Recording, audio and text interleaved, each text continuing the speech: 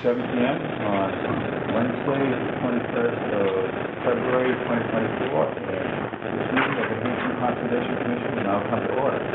This meeting is open under the State Wetland Protection Act, Chapter 131, Section 40, and the Hanson Local Bylaw, Article 3-13, Section 5. This opening statement will apply for business conducted at this meeting. Standard procedure, the meeting is being audio recorded for the record. Roll call, please. Steve Smith. Ed Beal. TJ Rowley. Dave Mansfield. Bill Fleming. Lon Woodward. Frank Skellinger. 100% of our seated commission members are present. 100% of our staff is present, so we will proceed. The first thing on our agenda with time is 7 p.m. a notice of intent for a project on Main Street, and I will allow our clerk to read the legal notice of that hearing. The Hanson Conservation Commission will hold a public hearing on Wednesday, February 21st, 2024, 7 p.m. at the Hanson Town Hall for open meeting room, 542 Liberty Street, Hanson, Mass. Pursuant to a notice of intent for Hanson Patel. Parcel project.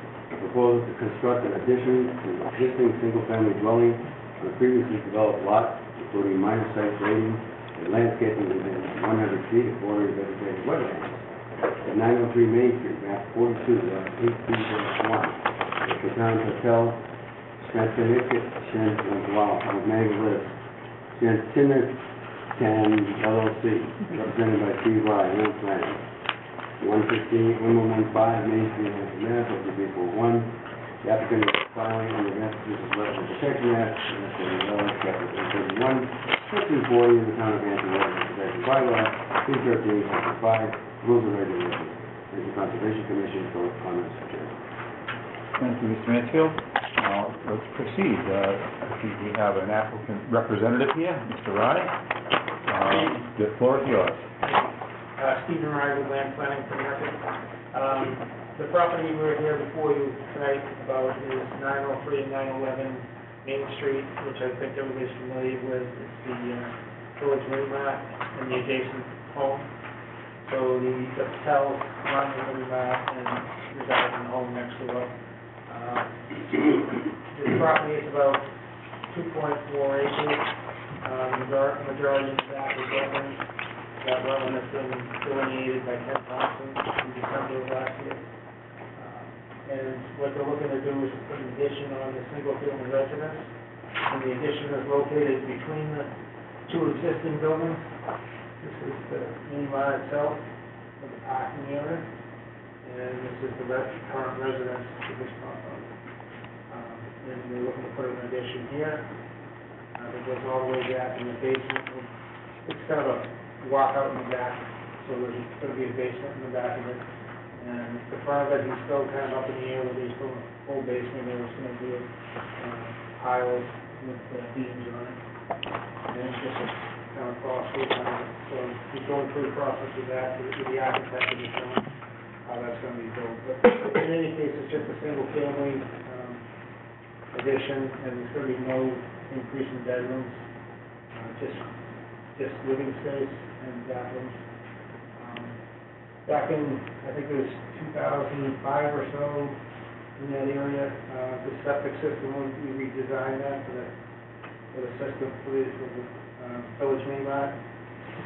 They had a failing system out here, so we improved that with a new system and accounted for 4 bedrooms in this house.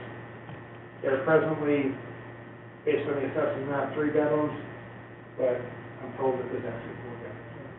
So there's no need to upgrade the system. It's already designed for that. So that wetland that was flagged out the back by Ken Thompson, the 50-foot buffer zone is in yellow here, and then the 100 runs pretty much through the addition once it's done. There's going to be no work within the wetland, no work within the 50-foot buffer zone, and the only work that's going to be done outside of that is within the 100-foot, and that's about 1,800 square feet. And erosion control is providing, and then go from the back corner of the liquor store down the 50-foot buffer zone and across the Legion field here, just to give them enough room to get in the back and do what they need to do, construct it. Majority of the work on the foundation, I think it's going to take place from the front of the building, and the materials that come out, soils are not going to be maintained on site, they're going to take on site. Existing paved driveway currently is located in this area, that's going to be maintained there, post-development, not for construction. Existing utilities, they've got underground gas and water in this area of the property, and we've got the septic system back here. Septic system has a pump chamber and a septic tank here, collects from both of these units in the back, and pumps it up to the leach unit. So basically, no disturbance beyond the erosion control line. We are showing 4 conservation markers to be placed along the existing tree line and brush line that's in the back, just so that it identifies the wetland and they want to do any work in that area. Happy to answer any questions you have. Okay, so it looks like work is outside the 50-foot, inside the 100, outside the 50, and while you might say, well, that's close to the 50, it's intended to be outside, including materials like soil that's being moved and other construction materials. Correct. Looking at the existing parking area and the retaining wall to remain, is that paved right up to that retaining wall? It is. Okay. And the wall won't be disturbed? Yes. The wall isn't proposed to be disturbed, but they end up putting a full foundation, they're going to disturb a portion of that wall. But just in that immediate area? But yeah. I see too, there is an existing shed to be relocated, and Yes. proposed shed relocation down near the leaching field, Correct. but within the erosion control area. Yes. Comments from our staff are invited. Steve, there's an area drain there that you said is going to remain. Where does it go? It goes down through a pipe, takes a 90-degree and outlets at the bottom of the retaining wall, right on the ground surface. So there's a hole in the wall, at the bottom of the wall? That's right. There's a hole in the bottom of the wall where it comes out, and there's an actual area drain. I think it's like an 8-inch grade, or 6 or 8-inch grade. And that's It's a very small area that drains down to there. That's supposed to drain Drains the whole front parking the area. whole presently. front parking lot, and it drains down between the store and the new Yes, it does. addition. Yeah. The addition on the bottom side of the wall is going to have a 4-foot foundation? On the bottom side of the wall, there's going to be, in this boxed-in area, that's the pole foundation. And this other block, rectangle you see here, is the existing foundation where there's anything on. So that's all the proposed addition, but they're just proposing right now to have the basement be this, I think it's 9 foot by 18 foot here. Rectangle you see in the back. Well, my point is, it has to be dug below the grade that's Yes, they do now. have to, that's true, yep. They're gonna have So- to go down below grade in that area. How is the contractor going to get around to do that? That's probably gonna have to talk to the neighbor about getting around, but they do have this area of the yard to get through, and then they can loop around by the retaining wall in the back, there's a short retaining wall there, and a couple of trees, so there's a small area, we don't anticipate it's gonna be a big machine underneath, and we're working with people. And I'm reading it, small print, there's actually literally just 4.5 feet between the corner of the existing house and the property line. No, that's 14 and a half feet. 14, okay, fair enough. So there's a little L-shaped wall there, right? Retaining wall, Yeah, it is. In that corner. and then the machine would have to go around that, obviously. Right, that, it might be 4 or 5 feet in that direction. And then, do you know if those tanks are H20 tanks? They are. So the machine can get past them without screwing them up? Mhm. I see that also, and in terms of, this is nothing with conservation, but see that the paved driveway apparently from the neighbor's house does slightly intrude on the subject property, the front corner. Yeah. So, I'm sure they all know each other. And in regards to those tanks, we're noting that they can be identified and flagged before construction begins, so that they know where. I mean, you can see the covers on, one of them, I believe, but just to identify where they are, so they don't have to travel over. I don't want to be the one that has to maneuver that little machine. Okay, that's all I had. Comments from commissioners, questions, queries? I will say, for the record, we did receive, independent of the submission, an email from a neighbor, Mr. Fletcher, and I have to receive it forwarded to the office, and simply have them have it. And Mr. Fletcher has brought to the table the comment that there is a certain amount of trash and debris that has been accumulated over how many years along the rear of the developed part of the property. And there's photos that show different things like litter and some old wooden fencing material, and maybe something that looks like white PVC pipe, etc. So in other words, at or maybe even onto the wetland area, there's a certain amount of material that's accumulated that would have at least minimal impact, and that this might be an opportunity to deal with that and remove said impact. I don't know what the rest of the commissioners feel. It's not a pretty thing, is it? And it might significantly help with the neighbor relations that you'd always want to have in good shape.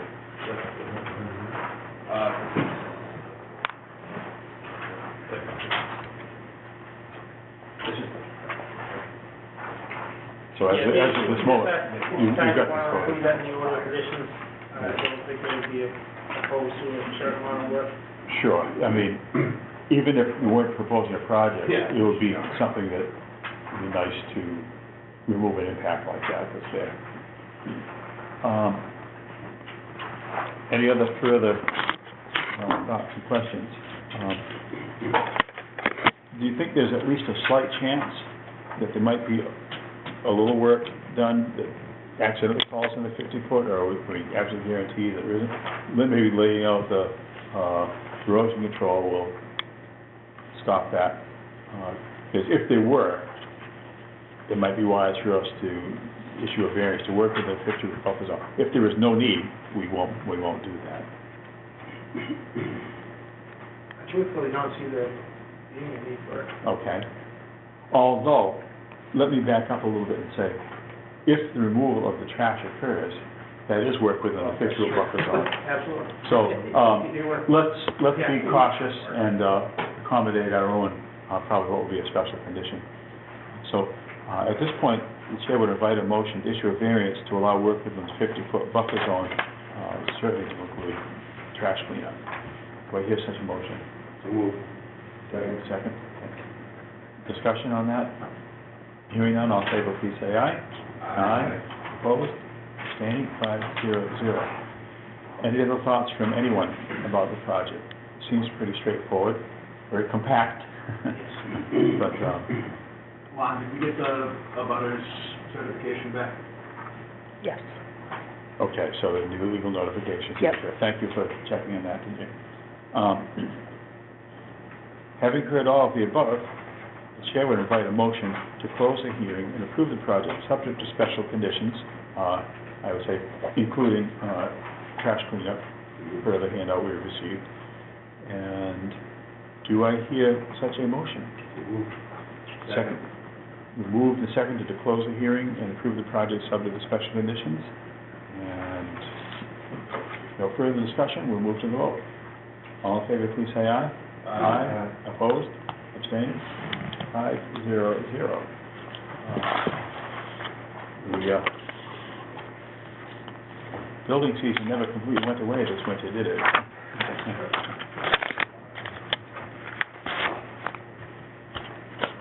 So the work is in progress, and you guys know where to find each other for the final detail. Thank you. And thank you very much, Steve. Bill, you just fixed us what we were doing with that. Well, you know, February is going up typically. So, good luck to all of us. Here we go. It's going, man, it's going. We haven't had snow as late as May 8th. But we won't this year. Good night. Good night. I take care. 7:16, we do have a couple of things on here, and before we go to the minutes, but actually let me ask you about the minutes. Are we still in progress on that? Yeah. The minutes we will defer to the next meeting because they're not quite yet available from our previous meeting on February 7th. So continuing down, the very next item on the agenda is a discussion with the Old Colony Planning Council. And I presume this distinguished guest is for that, right? Me. And just for the record, your name. Rhiannon. Okay, so I'm sure you're all signed in, thank you. And let's discuss. So, I'll have to take one at a time, that's all right. So, directly to TJ first, I didn't get all the emails, I'm still sorting through all that information, so if I wrote down a question on overlap, just wanted to skip. But they're passing them out. So, my name is Rhiannon, for those of you who don't know me, and I am the project manager for Hanson. We're pushing for a close of June 30th, so we're moving rapid speed. I'm here today to make sure that when I'm writing about open space and natural and cultural resources in the master plan, I am not missing any of the work that you do or your objectives for the community over the next 10 years. In terms of where we're at with the plan right now, the public survey has been out for about a month, maybe more. The next public meeting, which will be the second out of 3, is February 29th at 6:30 at Camp Kiwani.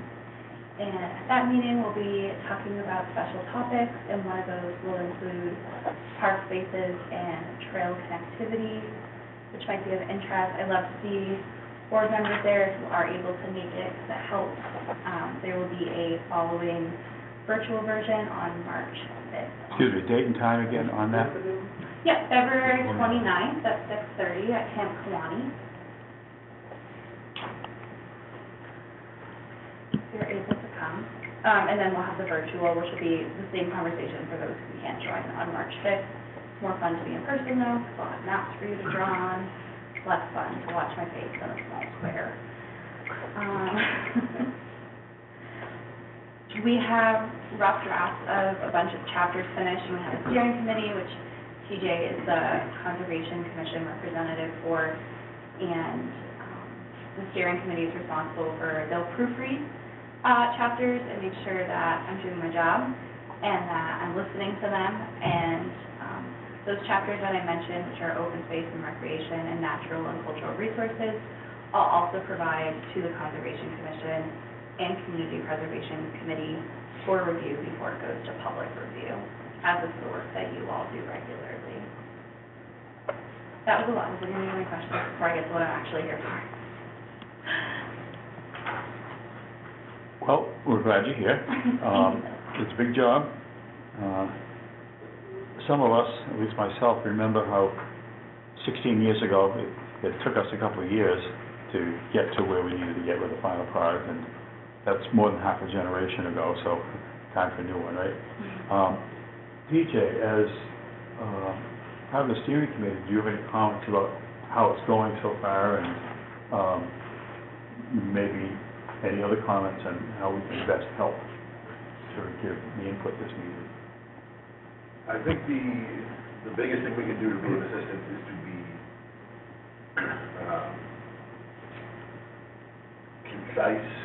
timely with the information that we want to get included and any edits that we have. It is a tight turnaround to try to have this done for June 30th. Because it's twice as long as the Bible by the time it's done. So.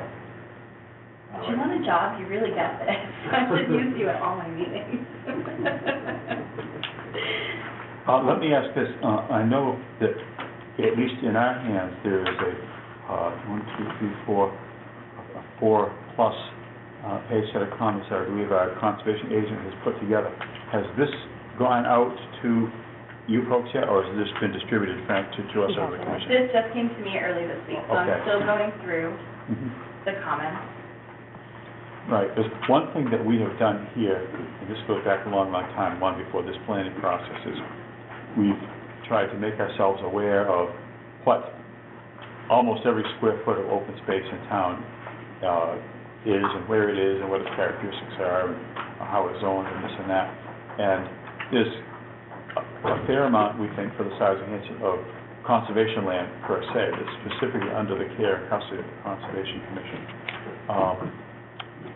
There is, it's no surprise to anyone to recognize that any other not yet developed open space is usually under a great deal of pressure, because we're in eastern Massachusetts, and developers for housing and other things are always at work, and every square inch is in their computers, et cetera. But I think, speaking for myself, I think there's some very thoughtful sets of comments that have been provided in this handout here. I don't know if there is or isn't anything already in your section about wastewater discharging to the ground, you know, the simple on-site system we have, or visions for a larger, better approach. I don't know whether there's anything in there, particularly yet about the stormwater management, the municipal separate stormwater system, MS4 permit that we have. We don't ourselves control that, but we have input to it.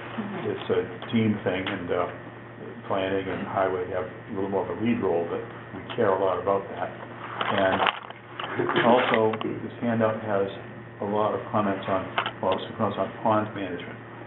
That's been a little bit of a hot potato here, because we have our hands full most of the time with managing things that are on land or wetlands, but the open water itself, we're on record as saying quite recently that ponds need management. They don't manage themselves because there's more people around them than there are probably frogs in the pond, and we recognize that as an issue. And then there's a number of other comments, including goals we have accomplished. To some extent, largely this commission, but almost everything is a partnership too. But we think there's, what is it, something like 14 protective acquisitions that have been achieved. And we think that an update, if there's going to be an appendix that has anything showing the conservation land, that will be much more extensive than it was 16 years ago. And we hope that it becomes an accurate appendix. Is that data readily available, or is that something that? Well, it's not a secret. I mean, we've gone through all the procedures one normally would, and sometimes more. The parcel names and map numbers and parcel numbers, I'm sure, are available. I don't know if we have tabulated those the same way we have done the verbal description here, but I would think that would be doable. We have. Okay, good. I have an Excel spreadsheet. Good.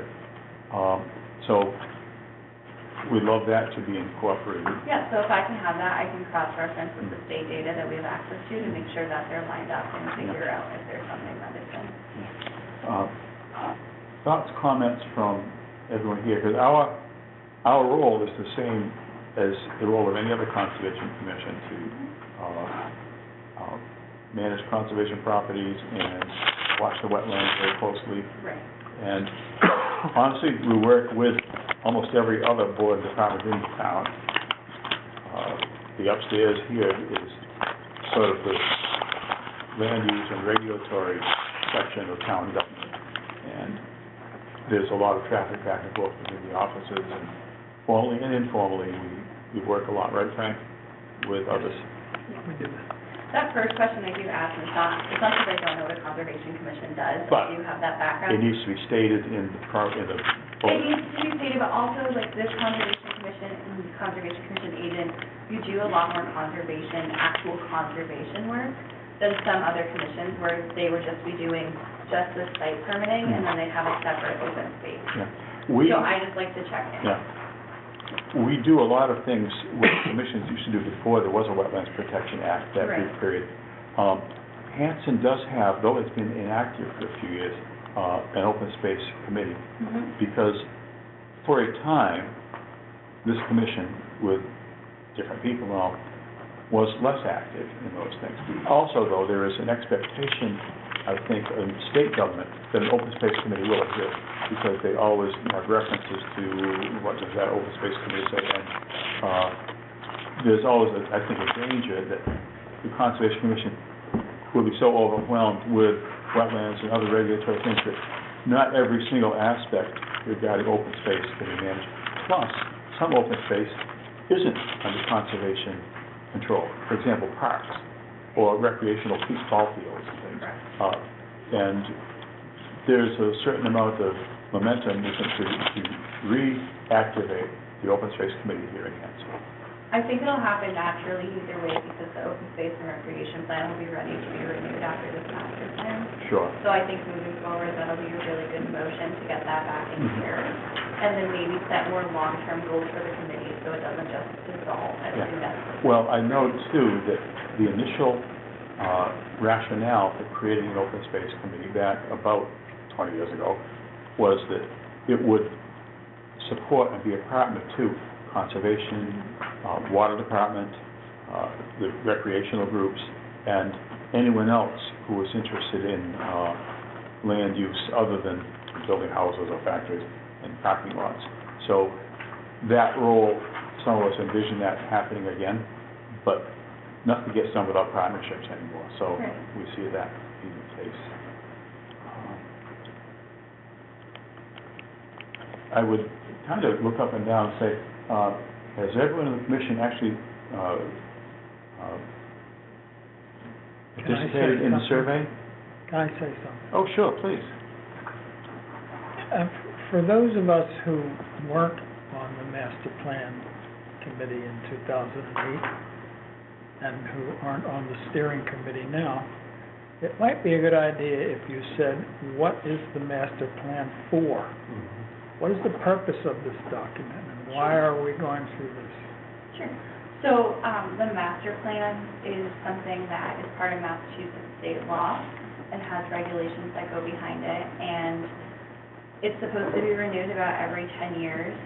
This one's about 15 years. 16 years old, yeah. Gonna have a birthday soon. Yeah, so, it's definitely out of date, and it's supposed to be a structured tool in terms of helping you implement controlled growth.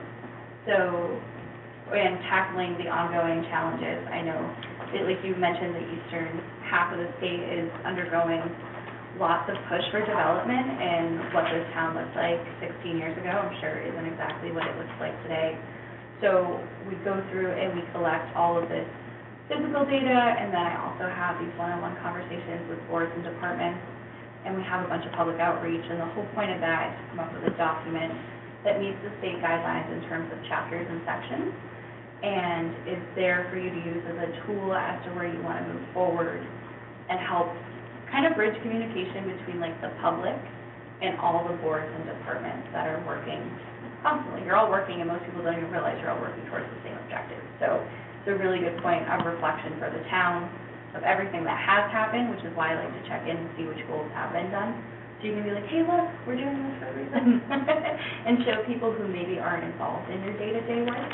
And then also, what is the direction that you're headed in, and does it meet the larger community needs? And then if you want to look more at that hardcore breakdown of data, the master plan has had an active website for a couple months now.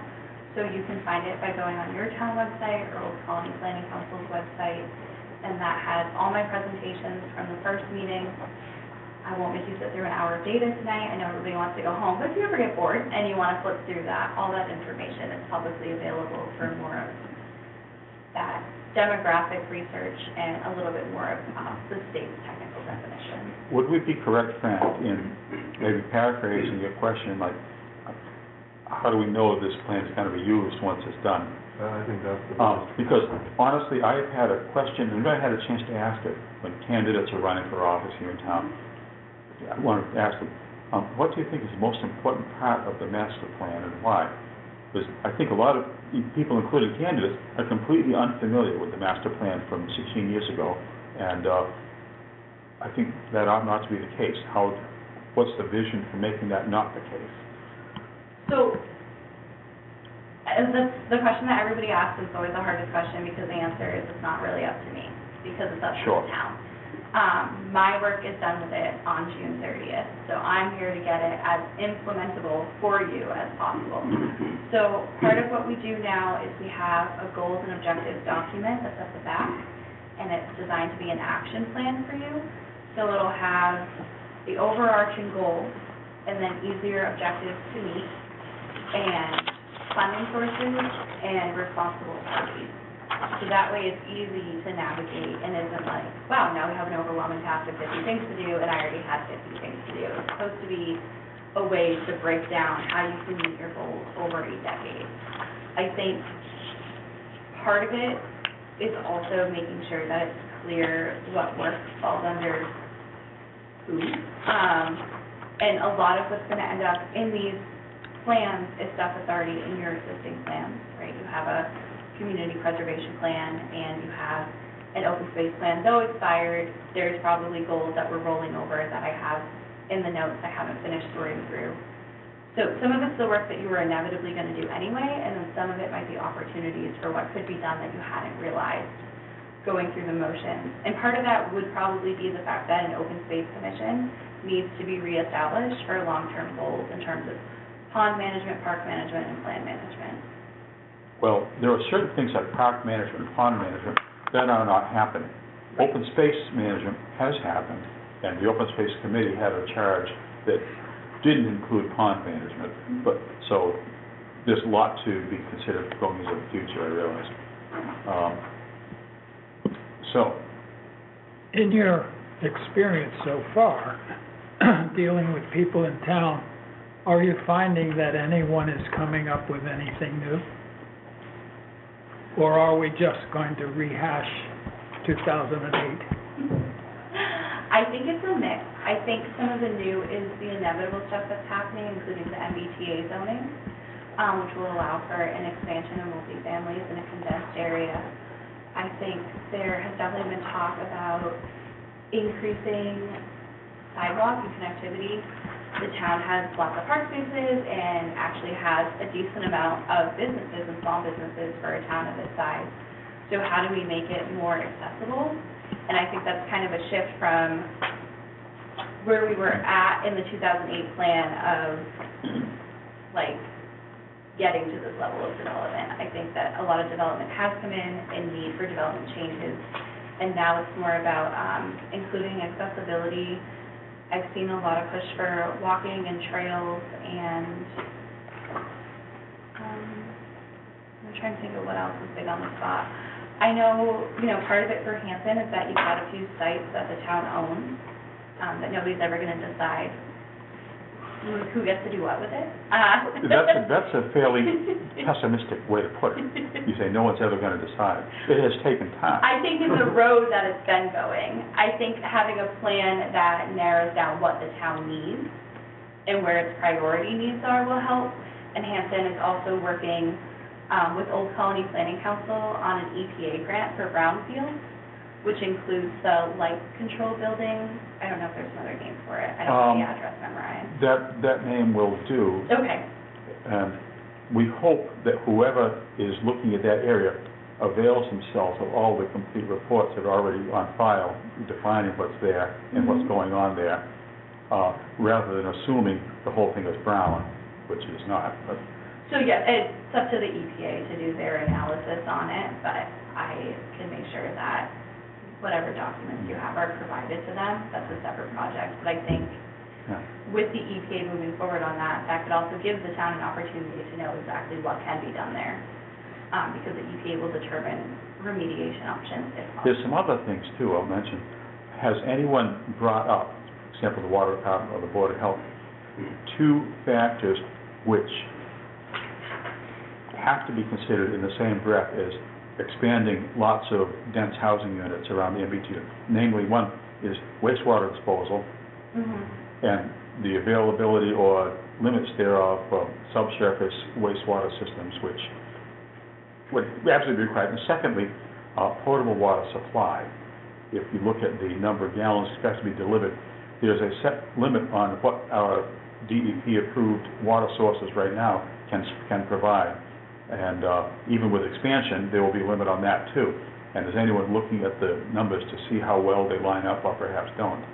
The planning board has noted that the area that they want to make for subdivisions, the substrate is not really adequate. Unfortunately, the state isn't really looking at that because And the state is shame on looking them. at an urban approach. That's our view. Shame on them for not beginning to look at it, or at least acknowledging it. Yeah. I think part of it, right, Well, that with the MBTA's, we have to accept that it's just a zoning change, it's not an implementation. Well, zoning should be based on reality, I would hope.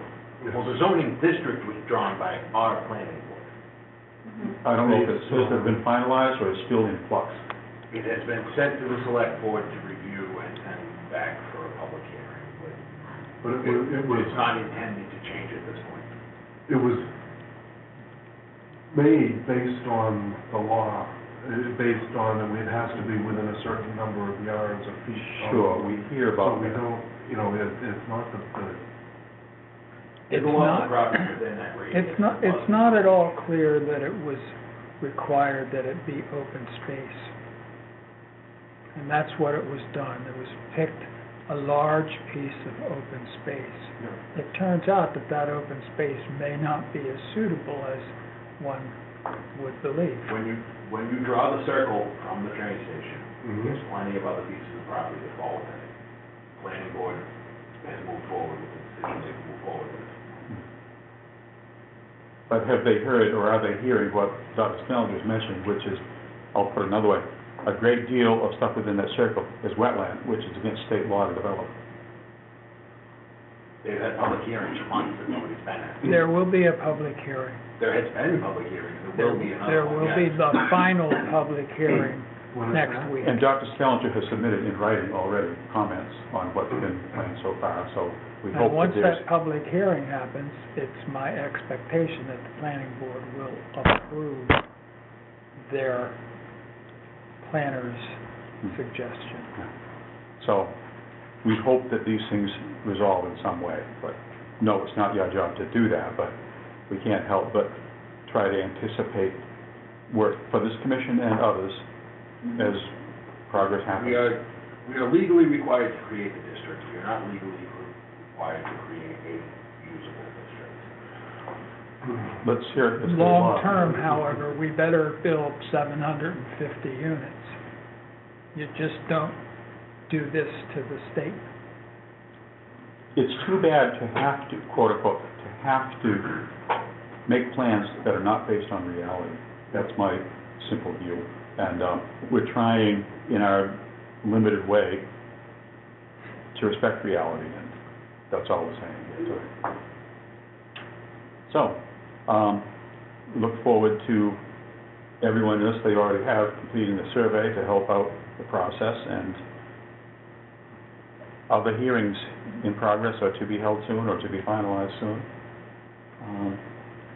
And for things like wastewater and stormwater to be part of the plan, because they're part of our reality. And they will be. A lot of the wastewater and MS4 permitting does fall more under town facilities chapter, but if we're talking about creating, like, land protection around bodies of water, that falls more under the open space and recreation. I would suggest that so far, wastewater,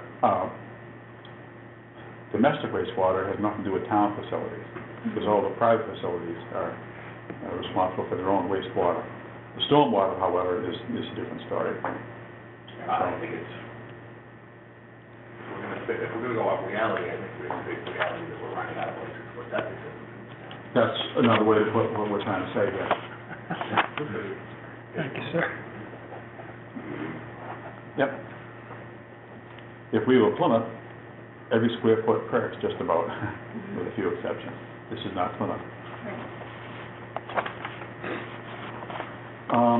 What else? Are there violations that the Conservation Commission sees? Do you guys get a lot of people violating, or has it been pretty proactive or reactive? A lot of violations. Okay, Normally not huge, okay, but sometimes our hearing procedures run into a few years because we're trying to make sure plans are, once again, based on reality and that they're designed so as to not cause future violations. But there's no shortage of small, sort of individual parcel size violations and that kind of thing. Those will always be with us in a wet town like Hanson.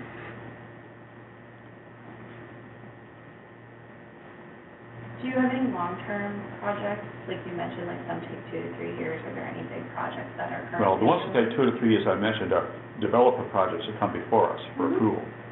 And we can't control that.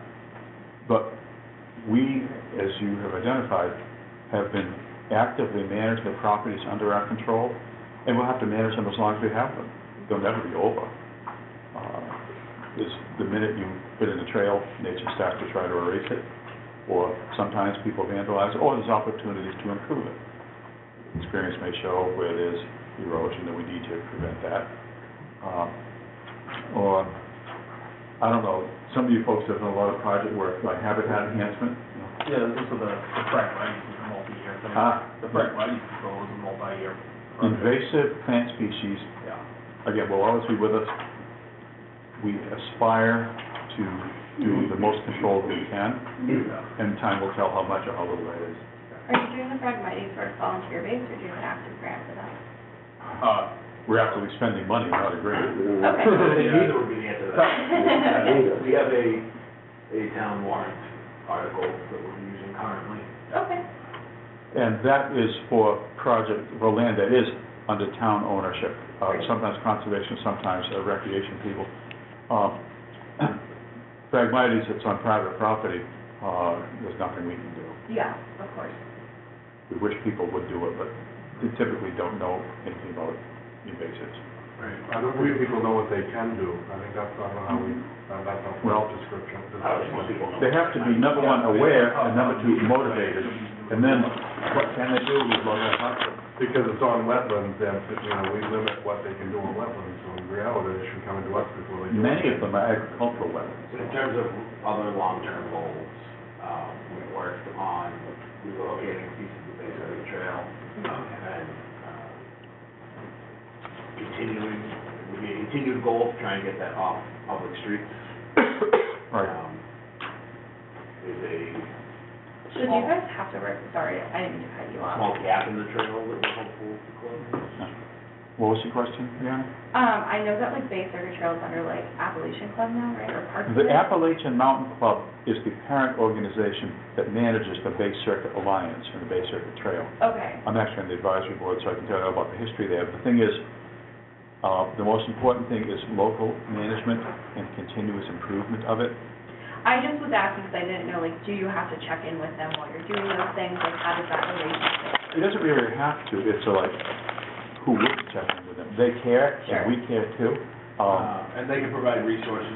They brought a team to town last summer to build a boardwalk on a piece of the trail that we relocated and extended at a favorable rate. Yeah, we paid that team, but we have, I would call it a strong partnership with the AMC with regard to the Bay Circuit Trail. Which, by the way, the full name is the Bay Circuit Trail and Greenway. It isn't just a 200-mile long boardwalk. It includes large open spaces through which the trail passes. And it's meant to promote the creation and protection of such spaces. So it's that's the whole term, though, it's a long term. I would say that, we had the goal in the document you sent us, of improve connectivity, and access to recreational resources. And I listed some things that we've done, and I haven't done what we've done before I was here, but that certainly remains a goal. Things we're still working on, so we can make more helpful for people. That's tending to be a never-ending goal. Are you coming to the February 2019? Bells and whistles. Okay. I wish it wasn't on a Thursday. I have conflicts on Thursday nights. I do apologize for that. I did try to make the, I think the 5th date, which is online, is Tuesday or Wednesday. So East Bridgewater and Hanson are both having their meetings on Thursday, so I tried to make the others alternative days, because I know, like, if all my meetings are on Thursdays, then Thursdays don't work, but my staff prefers Thursday nights. Okay. What else? That last question at the end, if you guys want to talk about that now, you can. You also should all have my contact information. So if there's other things that you want to say, especially with, when I meet with a department head, I usually meet just one-on-one, so they get to say things off the record. So if you want things that are more just like you as a person and not you representing the board or you being live streamed, I understand. So if there are other thoughts you have about the master plan or town agenda or commitments, do feel free to reach out and email me. Yeah. Actually, if I could speak to the list of bullet points that are in front of us, and I can say the next last thing is, how has or how will continued population growth in town affect your work? We have experienced, and I see it accelerating, demand for outdoor recreation, particularly trails. Our biggest ally in that has weirdly been the pandemic, but we don't see a slowdown in the demand now that that has eased off quite a bit. And as population grows, once again, the demand on the types of projects we're doing will grow. In a way, that helps us because there's a lot more public support for our requests for funding for these projects. So when you do things like this, hopefully everybody wins. And incidentally, we have been, for a while now, but actually more lately, we found ourselves in cooperative efforts with neighboring towns. We, not too long ago, and Dave, I'll look to you on this too, brought into being, or Hanson helped to bring into being, along with Hanover and Pembroke, the Indian Head River Trail in Greenway. It's a multi-mile loop around the Indian Head River, northeast part of town, with access and information along that loop in all three towns. And it's actually becoming a regional destination. And that's one example. We've been partners for a long time with the Department of Fish and Game, with the Burridge Pond Wildlife Management Area, and that is half in Halifax, so there's overlap there. We have had, from time to time, some early discussions with the town of Rockland. There's a bit of open space in Rockland and Whitman, which are, they're starved for open space in those two communities, but there's a little bit of Hanson. There may be future collaborations there. And in Pembroke, our Smitty's Bog property butts right up against the town of Pembroke and a lot of their open space. So I think it's not only our open space plan, it has some implications beyond our borders, which we feel is good.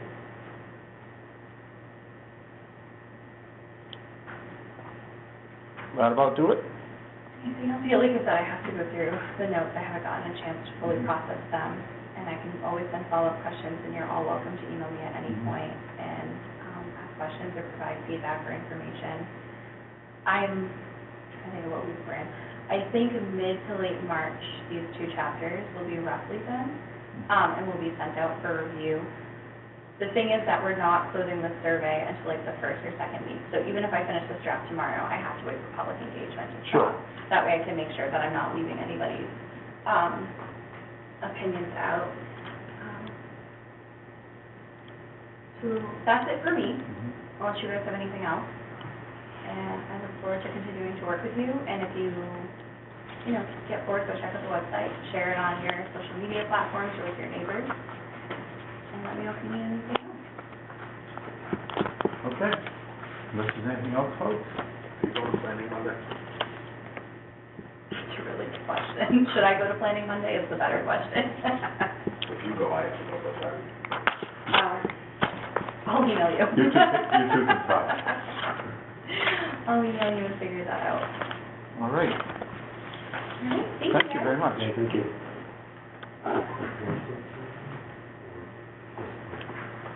Our next item has to do with the May annual special town meeting, changes and updates. Is there something that's in our draft here that we should consider or act upon? No, there was just an email sent out by Lisa, the Okay. deadline, so And I we have been figured out. advised that accepting article submissions for the May annual and special meeting, that accepting is now closed. And I don't know if any of our articles were quote-unquote placeholders, or whether they stand as they, I think they stand as they are, right? They're not going to, right, that promotes any changing. But each department is responsible for reviewing the accuracy of the subject article in the draft warrant, so we'll look that over closely, right? Mhm. Anything else? If you're following Frank, if we won't meet again before the 29th. Okay. Sorry? Lisa's email said that the draft of the warrant will come back out tomorrow, and changes need to be in by the 29th. We won't meet between now and next Thursday. No. Counting on your keen proofreader side. Keen like the eagle. Lon takes care of me. Yes, we have two eagles on the job. Yeah. Great. Mitigation revolving fund use. See the item on the list here? These two items are the regulations changes that we approved last time, but we didn't do it properly. Okay, I wasn't here, but I'll catch up with you, so please So proceed. what Ron has done is advertised in the paper, and she's advertised it 2 weeks in a row. So the next meeting is a public hearing on those two regulations changes. The March meeting, Hmm? the first meeting in March. Yeah, March the 6th. Had a visit from Lisa today. Yesterday she asked me for a copy of them, and today she came in and asked me if I would be at the next Select board? select board meeting to discuss them. And we do not need the select board's permission to issue regulations. The process is simple. Public hearing, Conservation Commission decides issue or not. That's the process. It's in our bylaw 3-13. But I did tell her that if she really wants me to be there, I'll be there to discuss them. If you want to let me know, A member of the select board saw it in the paper and was all upset that we were doing it without informing the select board, and you know where it came from. There is no need to do that. Yeah. And They are learning just like the rest of the public that we're doing this, and they're certainly free to. I'll be happy to say that out loud in a select board meeting, but we can't have the select board deciding what we can do. We can do what bylaw 313 tells us to do. Very good. Which select board, when is that select board meeting? Next Tuesday. From yesterday. So, I don't know that it'll be on their agenda for next Tuesday, but I expect so. 20, so if it's Tuesday, it'll be the 27th, if it is. If not, it'll be March 5th. can you let me know if it is, Yeah, I'll look for the agenda and email it to you guys. There's no sense to trying to ask people every year. Right, well, if you don't have one the 5th and the 12th is the town meeting warrant, I imagine she's gonna try and get it in this week. So it would have to be this one. Okay, thank you all for those updates. Moving on, signage. No, those two items are the ones I just talked about. Okay, Mitigation and signage. signage is covered too. So we had the signage of the regulations that we need to vote on, but then you wanted feedback on these, Right, right? yeah, because we want to get on the deal, actually, which should be going up pretty soon. It may be signage has to wait until we finish the hearing process. The mitigation regulation, by the way, needs to go out because Lon just sent a invoice to the Browns to collect their money that they agreed to pay for 42 Carriage Street. Maybe what we do is we finish the hearing process before we cash their check. Be a good idea. So, I didn't do the invoice yet, so. unrelated, there's two signage issues in front of us. There's the signage that we voted to include for regulations to post. That needs to go through the hearing process. That's the one we're talking about here. But the one that is also in our packet that we discussed last meeting is Dave wants feedback on these signs to have printed for the kiosks, The informational. which is not a regulation. Oh, not right. No, this is sort of an educational, Be read this evening and signed off on. Yes, no, maybe? Yes. Well, the sooner we decide what to say, the sooner we get the signs printed and put it on.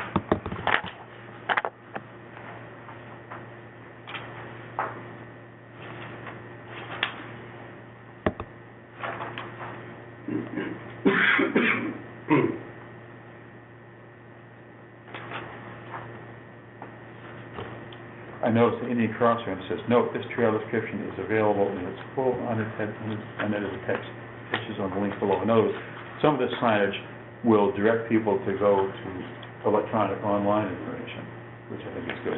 Yeah, well, I didn't invent these things, I just took them off the website and off the website Yeah. numbers. And by the way, I gotta say this, the Indian Crossing one, there's no need to have an apostrophe in the word it's. Take Because that's notes it. on that? It's. I can't remember.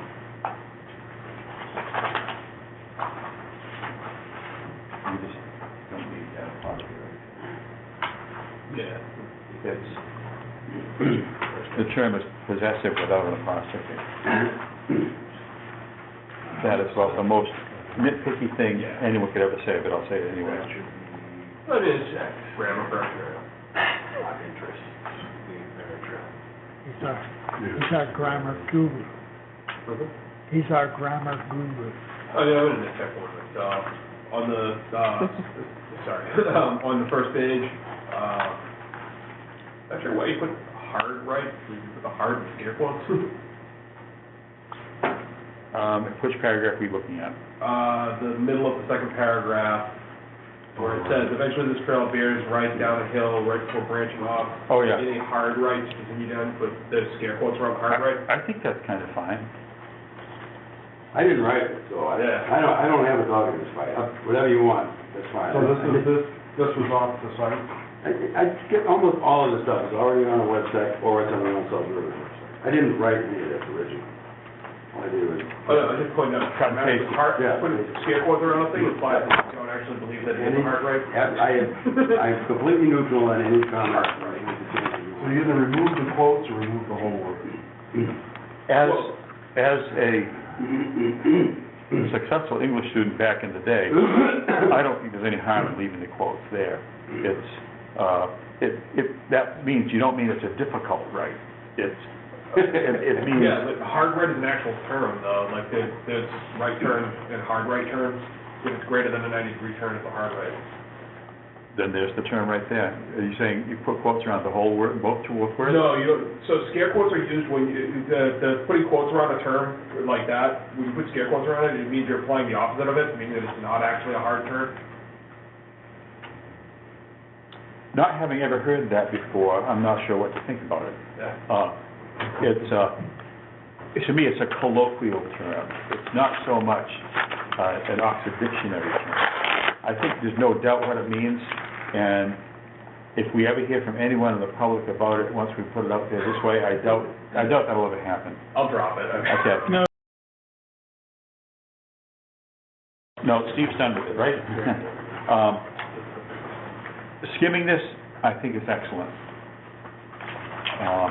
The maps are included in the request, right? I think so, yeah. Yeah, there are maps, I just want to make sure we... They're the best I've got so far. And they're accurate, they're just, you know.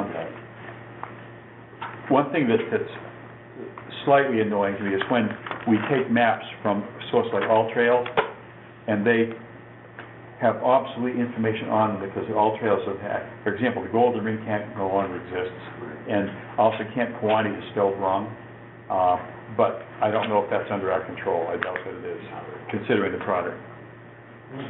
Well, I mean, the option is I can make loops like I did with this one. Well, I have no problem with the loops, it's just... No, I mean, this is a different map. I mean, I don't have to use their map, I can go do another map. Well, I throw out for the consideration of the group what I just said about obsolete The names. reason I use this one with Smitty's is because it shows all this other stuff. Yeah, which is useful. If I do it, all we're gonna get is this, like. Which one is one you did? The, This one. No, not this one. This one. I almost like that one better, but help me out, where, is this Smitty's bar, no, this is Smith now Zelski. Yes. Okay, I was looking for a legend on it, I didn't see one. Maybe it's just the page before it, I don't know. No, there's no legend. Okay. I'm not a map expert. I'm Okay. doing the best I can. What if we were to have a north indicator on each of these things? How much work would that be, Dave? Would that be hard to do? to make it look like the Smithsonian. No, to have each map have a north orientation point or arrow on it. On these? Any of them. Well, these do have one. First of all, This look one? at this one here, I did see it. Yeah, the ones I did don't. Okay. Yep, down the bottom, there it is. That's why Yep. that's why I like the All-Trails one. Sure. The other, but they didn't have one for Smith and Zelski. Mhm. Is All Trails is pointing north, right? They all point north? It seems to show that, just as, it's both magnetic and true north, which is fine. So that's what's on the All-Trails ones. And I can do the rest of them on the All-Trails also. So I've got, most of them are on the All-Trails. Smith and Zelski, actually, the one I have is on All Trails, but the problem with it is it shows about all 70 acres, so it doesn't really identify what we actually have. So it clutters the map with things that... The reason it doesn't have any of that stuff is because this is a blow-up of a map that's, it has everything from Elm Street to the East Bridgewater water station. And so this is a very small little piece of it. So what I did is I blew it up. And when I blew it up, I lost all the other stuff. Yeah. Let me ask this about the Smith Zelski map. I haven't watched it for quite a while. I know some of you are working very hard on this. Are you confident that this will be the maps, the route, trail route maps when we're all done? Is that... It will be, because this is going to be trail marker, have trail markers on it. So it's not as if somebody's going to have a GPS. Because I know, Turner saw that this area, some of that's pretty wet. I didn't know if that was firmly established or close to it. Well, all we're doing is going around as much of the wet stuff as we can and put bridges across and stuff we can't go around. So it might be. So it might be feet or like 10 feet away. Not a big deal. Well, you were up there. Yeah. Yeah, so it might not be like this, it might be. Yeah, but nobody will know by looking at the map. Well, we'll have trail markers up there, so it's not, somebody's not gonna go up and. Anyway, if, I can use the other map, I don't know if I have it. Well, Yeah. But it'll look like this. Yeah. So what'll happen is, like this trail, will be like this. Sure. You know. Let's, I like... With this one, it didn't matter because it just goes. So, I'm okay with this, guys. Yeah, I like the Smith-Kozowski one. It doesn't matter to me how we do it, but, I just thought this was easier for somebody. It may be that because it shows Elm Street here, that's enough of a north-south arrow for some people. It's enough for But me. I can see if I have the other one printed out, I can look at it, too. They're a little clumsy to work with, like trying to draw things on and stuff. Anyway, it is what it is. I keep working on it. Some came out pretty good, some were rough. It's not easy. Something which I have to tell myself quite a lot is, do not let the perfect become the enemy of the good. Well, this is, And this is, I think, good. this is what I'd rather have them all look like. This one. Which one's that? But, The red map, the red lines on the Webster Billings. yeah, but it's Mr. Billing? an adventure every time I try to do one. So, ideally, they would all look like this one, but they don't. So we could just use the ones that look like this and you know, do the others Yeah. over.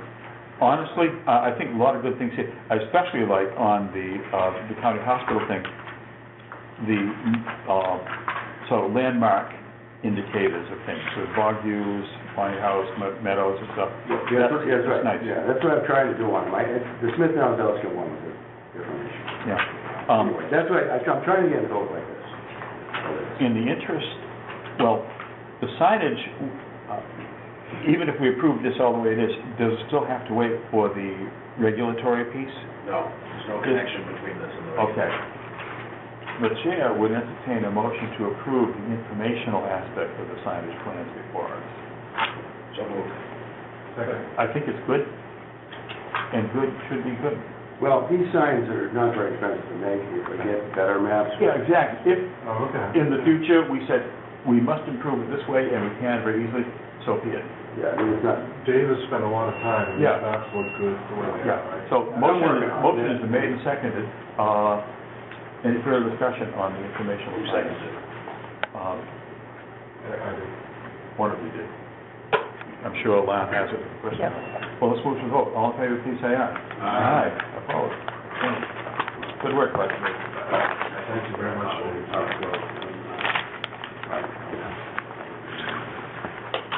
figure so. By the way, this says overlook here. What is an overlook on? It's an overlook, which one is this? This is the. Oh, that's- Webster Building. That's, You get a well site? No, let me see. That's where the new well site is, right there. Oh, no, you know what that's at high point? Oh, where the tree is. The high point, the well site is here. Yes. You turn around, come back, and then instead of taking this, you go. Okay, I know what you mean, yep. Then there's a bed down. Yes, it goes down and down. Okay, good stuff. We will proceed and we'll finish the hearing business of the regulatory signage next meeting. Property management update. I don't think I need to take a lot of time on this. So update is, the kiosks are all cut and pre-assembled for final assembly on site. I checked the soil conditions today, and it looks as if I can dig the holes. There's not very much frost, and any little bit there that I can break through over the bar. So I'm gonna rent an auger next week and go drill 10 or 12 kiosks.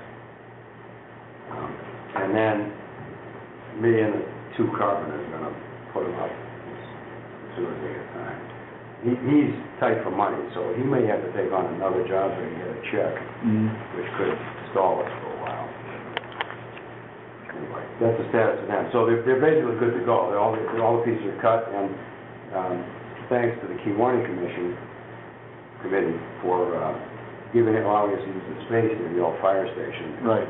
They've cleaned out one whole side of it, and the carpenter's been able to work inside with all this cold weather. And, the lumber's all up there, and it's all inside, so, it's really gracious of them for that. I think this is what productivity looks like, and teamwork. Yeah, so that's that. And the only glitch there would be if we get a storm, or if he's gotta take on another job, we might have to wait a few weeks. Otherwise, they're big, and they're real heavy duty. And they have to be telling we're not building furniture here. But the guy does a really good job. Anyway, so Excellent. they're in great shape. The signs were there. speaking of him, this is the invoice he gave us the other day, and I told him to give us a partial invoice because between the weather and getting the kiosk done, he couldn't just go right to finish it all. So But this is a work done to date. Right. So Or expenditures. He needs to get paid for what he's done so far. We just can't afford to wait till Mhm. the end of March to get it installed. So Uh, I'm hoping that we can process this. I know it's kind of last minute, I don't know what the rules are about that. To what extent, Lon, do we need to do something before we include this on our approval list? We don't have a warrant for it yet. We can sign this page, and what I'll do is I'll put it on the next agenda as an invoice, but I'll write that we signed it on February 21st. Well, I think it's sensible to, as Dave indicates, try to take good care of vendors who are doing good work for us in a timely manner. Okay. So, He couldn't submit it until he got to this point, and so there wasn't any other way of doing this. so besides the other things here, do we want to have a motion and second to vote to approve this invoice to put it into our processing system? Yeah, if you want to. Yep. We have before us a BST Construction LLC invoice for $5,905.47 with the details thereon. And we're hearing good reports. And does anyone have any ideas about the motion on this? So moved. Move to approve this. Second? Second. Further discussion? Hearing none, all in favor, please say aye. Aye. Aye. Opposed, abstaining, approved. Let the progress continue. Okay. Thank you, Lon. The only other things I really had were just a quick, what I'd like to get done this spring. I've already talked to Dan Dell about the Purpose Place parking lot. I talked to Sam, Sam wasn't there, so Sure. I told her to let him know it's good to go, so give me a call when he can do it. Right. So hopefully that'll be Get it on their radar. Right, that'll be done as soon as he can do it. And then I want to tour the 3 parking lots, we need to touch up with him for the small amount of money we have. You know, to see how much he can do for the $1,500 we've allocated. Yes. For that, so those things are in process. I mentioned to Phil earlier about fixing the erosion at that hill between Kiwanee and Smitty's. It's an eyesore, and it's not even really safe at this point to come down it. So I think it's a volunteer repair kind of day. You know, it's like 4 or 5 guys can do it in a day. It's not a lot, but it's... What specific task do you see as being necessary for the repair? Well, my plan was to get, I'll take a closer figure on it, but 4 or 5 yards of fill from Dan Dell, have him dump it right there. I don't think he can get up to the top of the hill, but he can get to the bottom of it, so we can get right there. But we can use the fill to put water bars on both sides of the lower section. Use the fill as water bars? No, we can use. We use water bars. Right, hold them Like in toe place. boards to hold the Yeah, material? Right, so we need 3 on, probably need 4 on one side and 2 on the other side, so we need 6. We can use 4x6s or whatever we have. I think we've got some scrap at Kiwanee actually we can use. And then just pack it with material, so we prevent that runoff. Now, the hill itself is a bigger issue. I had a thought of using landscape timbers there across it, but not stairs, but it's sort of like a water bar configuration. Once upon a time, the vegetation on that hill secured it. The Right. vegetation has been destroyed, right? Yeah. Would there be any hope of, through enhancing the soil and maybe using some coarse landscape fabric of reestablishing vegetation on the hill, as long as the bike didn't go right across it again? Well, that's what we should do. What my plan was to take where there's a gully right down the middle of it. Oh, it's probably worse than ever then. Yeah, so my plan was to try to put some, call them water bars for lack of a better term, across that 6 feet or so, and fill that. Fill in the gully. Yeah, fill in the gully, but use landscape timber to prevent it from just washing out again. Sure. And then on each side of it, try to see if we can get something to grow there. Yeah. As long as there's a hill there, it will tend to attract Well, dirt bikes. right. I mentioned earlier, I'll mention formally now, I think at one time, the camp, and this probably goes back to when it was a private camp before the town there was a chain link fence that went all along across the top of that hill. It's gone, it That's stops fine. right at that. There's a corner where it stops now. Because that is actually it's been identified in our open space and recreation plan as a vista, because that's a place you look out across the bogs, the pond, you can see like half a mile. It deserves attention, maybe not just by us, but by Camp Quantico, because the top of the hill is in the county, we just own the slope. Right. I would think Well, we could put some kind of a there. fence there, but the question becomes, okay, whose fence is it gonna be, what's it gonna be made out of, how do you maintain it? I don't know what the best approach is to that. But I'm throwing that out there, no matter what we do to the slope, it'll continue perhaps to invite ATV or dirt bike damage until you fence off the top, and then maybe it will be at least less inviting. Well, we could put just a simple cedar split rail fence up there, or not split rail, and just a cedar. To that point, I would like to know what those cost, because there's a couple other places where we might want to consider. I've been using the Hanover trails, and some of their parking areas, they basically delineate it with the split rail cedar, and it's a nice finishing touch. Well, It's rustic, it looks nice, and it tells you that this is the edge of the area, it's not just where we stop plowing, this is the edge of the parking area, this is, again, it's a finishing touch. It's something like the Pierce Avenue parking area might call for, but I don't know what it costs. well, they're not very expensive, and we know that because when we had the bids go out for the Bonnie Hill Trail project, one of the bidders came in with we're gonna put those out. That was gonna be part of the element that is, Yeah, and so since he did that, I went and I priced out what that was worth. And I forget the dollar amount, but it was in the hundreds, not in the thousands. It wasn't. well, it may be that through the special liaison we have, we can at least talk to the Camp Quantico Committee and see if it was nice and affordable, maybe ask them if they'd mind if we put it up, Right. rather than try to have a whole business item for them to consider and spend money on, et cetera. Well, the other thing I had in mind was they've been very cooperative about letting us use that workspace up there. So, you know, they've reached out willingly to us on that. So it may be, and I'm throwing this out for consideration, that if we are to repair that slope, a big part of it could be to install post and rail fence at the top with the agreement of the committee, of the Camp Quantico Committee, Right. if it's affordable within our working budget. Like I So said, that- prices. So that all parties, both property managers win and the Vista wins, and hopefully you'll have a little bit less damage.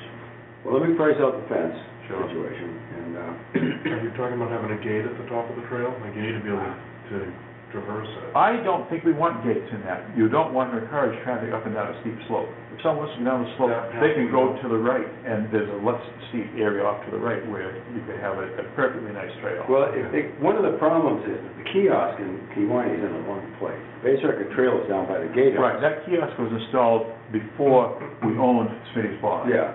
And we could move that. Right, if people went in by the gatehouse, that problem doesn't exist. Yeah, It just okay. goes right out the Smith. But I'm thinking that people who are at the camp for any reason, and all reasons, some of them are there for nothing to do with the Bay Circuit Trail, Right, there's always a temptation to run up and down steep hills, Right. and all you do is look at the slope going towards the pond to see where that's an issue. right. We need to politely discourage that, and this is an opportunity to do that. And maybe moving that kiosk will help too. But I think, to your point, which is good, about repairing that slope, if it's affordable, the fence could be considered. And if it's okay with the Camp Quantico people. The repair part of it wouldn't be very expensive, and we could do it volunteer. And it's easy to get vegetation to grow again if there's no... Right. If traffic goes away, vegetation will come back with a little help. But I think we are gonna have to put some kind of water bars, for lack of a better term, where Sure. the gully is, because it will never get this stage. Slope stabilization. Right. Good. So, let's see what I had. The trail restoration situation up at Smith Nowazowski is ongoing, so Mhm.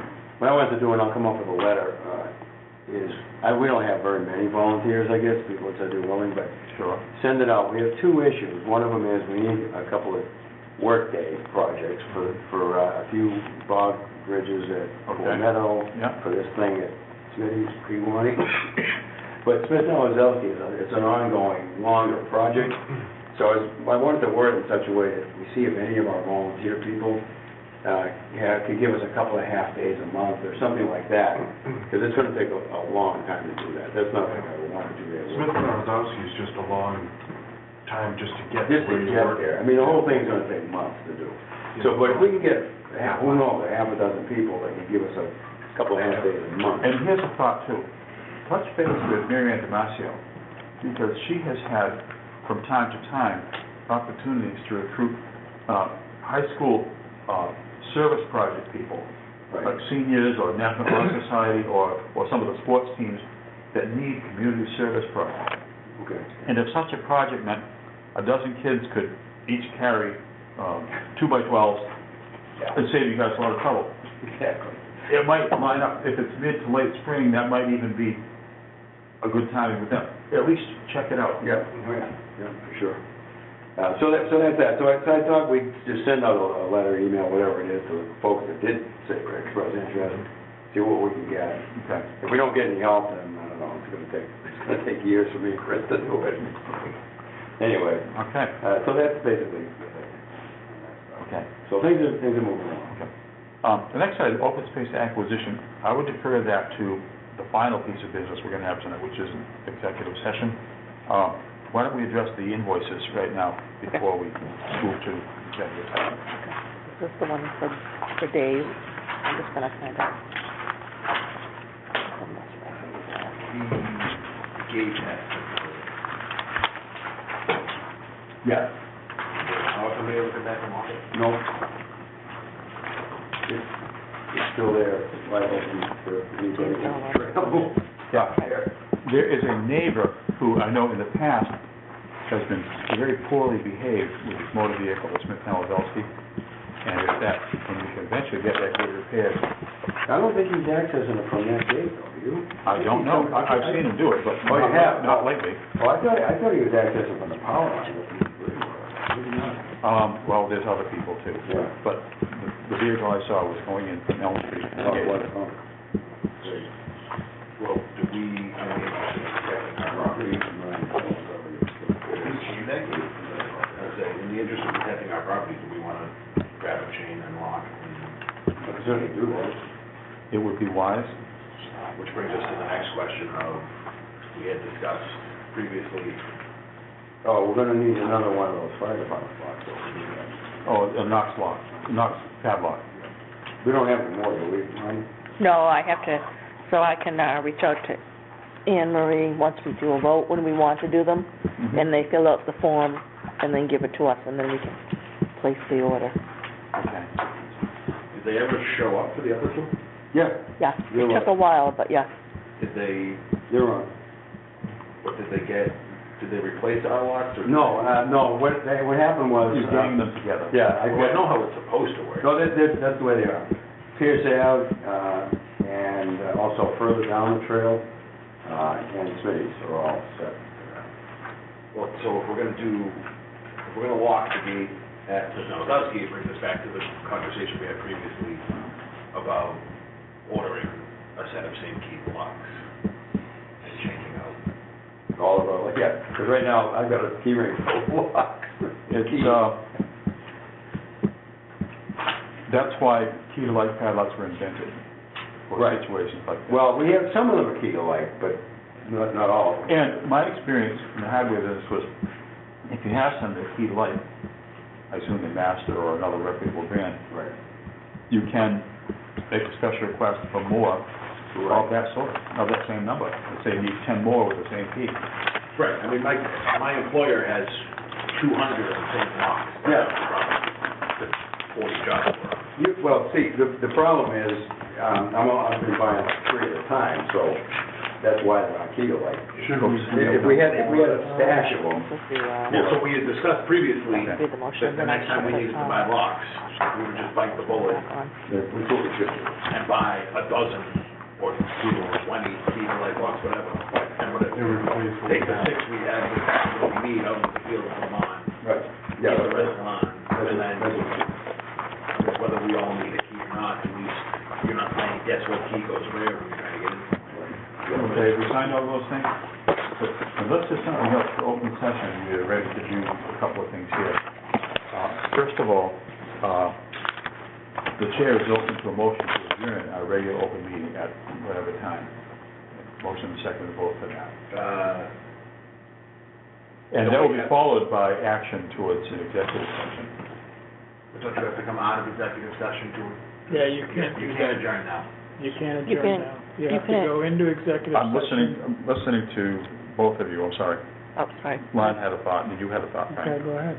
Oh, you can adjourn, enter executive session, and then at the end is a sentence, after executive session concludes, the commission will not reconvene to open We session. won't be coming out, yeah. That's what we do in the select board. Is that how you do it? Okay, go for it. So, the rationale here is, the chair entertains a motion that the Hanson Conservation Commission go into executive session pursuant to Massachusetts general laws. Oh, wait a minute, we didn't adjourn. We shall adjourn. You made a motion and a second to adjourn, is that what we heard? After the second. Do we do a motion? So moved. And seconded by Mr. Hirfield. All in favor, please say aye. Aye. Opposed, abstaining, okay. Open meeting stands adjourned.